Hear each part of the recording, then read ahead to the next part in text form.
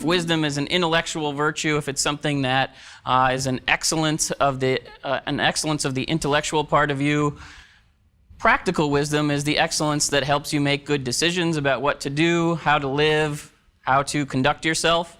And usually that was contrasted with theoretical wisdom. So theoretical wisdom is just sort of like a deep understanding of how the world works, how the things in it work, as opposed to how you should live and what you should do.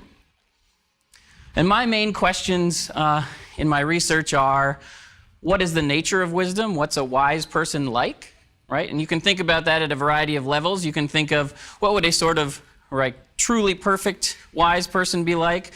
What would a wise person insofar as humans could actually be one? What I think is interesting and what I've tried to do in my research is see if we can answer these questions well using analogy. So my idea is, well, okay, Athena, the goddess of practical wisdom, what do we model wisdom on? Expert decision making in areas like firefighting. Not just firefighters, but firefighting is an instance of the type of skill that I think can tell us about wisdom. The type of skills that I'm thinking of are expert decision-making skills in areas with two main features. They involve complex choices, and they involve challenging performance. So it's fair to say that wisdom is an understanding how to conduct oneself in a domain where the choices are complex. Right? A firefighter has to overcome temptation to run screaming from the room when there are dangerous things happening. A wise person, is their decision-making pushed mainly by intuition or deliberation? Well, it's mostly intuition, but there's deliberation, and in order to get those intuitions on track, you have to have lots of reflection. So the analogy is not saying that expertise in firefighting is wisdom. It's saying expertise in firefighting is analogous to practical wisdom, right? So the idea isn't that we should call expert firefighters wise because they're expert firefighters, but that it's a intellectual achievement, a type of understanding that is analogous in important ways to the understanding that's part of being practically wise.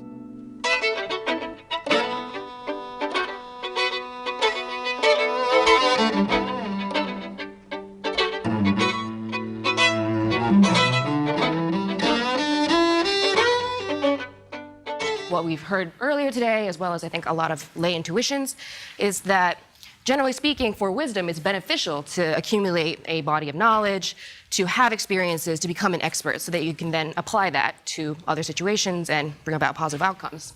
However, that's just one piece of the puzzle. We also need to be able to use that information in creative ways in order to apply the knowledge that you have to novel situations. So it'd be one thing if you encountered the same situation over and over again, in which case it would be fine to just have that body of knowledge, but you need to actually be able to use it in new and creative ways.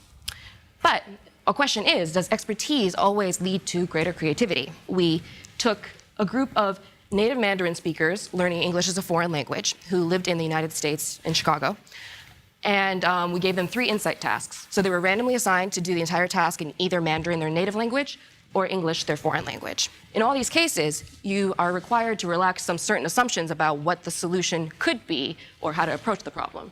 Of the Mandarin speakers, the people using Mandarin in the task, they solved about 25% of the problems, whereas those using English, the foreign language, solved approximately 52% of the problems. And this pattern holds for all 3 items if you look at them separately.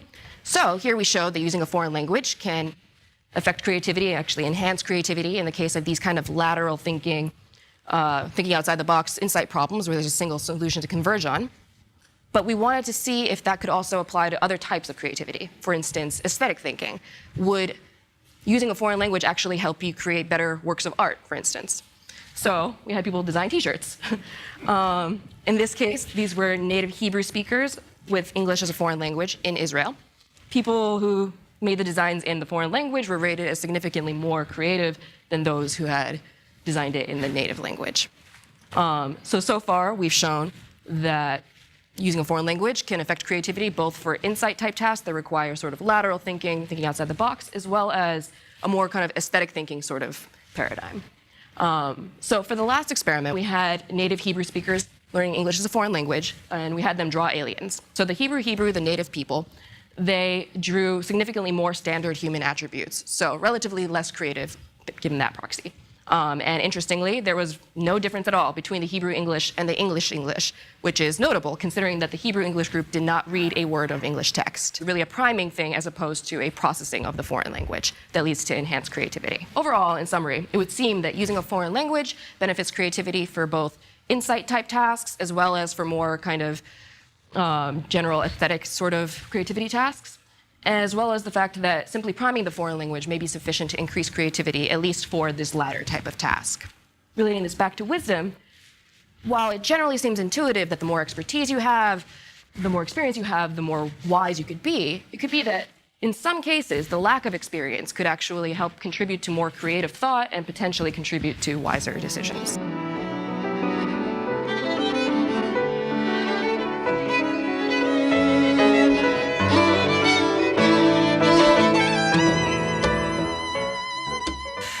I am the Director of Admissions and Marketing at SUNY Optometry, and one of my roles there is, of course, to predict who's going to do well in the program. So I decided to study what is the relationship between wisdom and academic and clinical success at SUNY Optometry. So I used Ardely's 3D wisdom scale, Baumeister and Tangney brief self-control scale, and a life and work satisfaction, life pressure, and academic pressure scale to measure some of these constructs. And then, of course, I took a lot of the information from the students' files during the admissions process. So let's see what I looked at in terms of output measures. What I had available to me was didactic GPA for the first 2 years in the program. Then I looked at a clinical GPA, and I also had 2 faculty members fill out a mini CEX, a clinical examination exercise, in which they rate students when they are doing their clinical rotations in their interviewing skills, counseling skills, humanistic characteristics, organizational skills, clinical judgment, and overall clinical competency. So overall interview rating correlates positively with didactic GPA. The self-control scale correlated positively, time management, personal pressure correlated negatively, and academic pressure also negatively. Wisdom correlated positively with all these dimensions, but not directly with GPA. It also, the affective wisdom correlated positively with seeking help. And wisdom correlated with work satisfaction and personal satisfaction. So in terms of self-control, those who scored higher on the wisdom scale also scored higher on resisting temptation, being very good at self-discipline, not having trouble concentrating, being long-term oriented, so working towards long-term goals, and acting after thinking, which we all love. Now we're going to look at clinical GPA. And wisdom actually correlates with all these variables as we talked before, but reflective wisdom correlates positively and robustly with the overall clinical competency, which I thought is to be very, very interesting. So when you look at academic measures or cognitive measures alone, wisdom did not have a correlation whatsoever with those measures. But when you look at measures that measure the successful living of life, then wisdom did play an important role.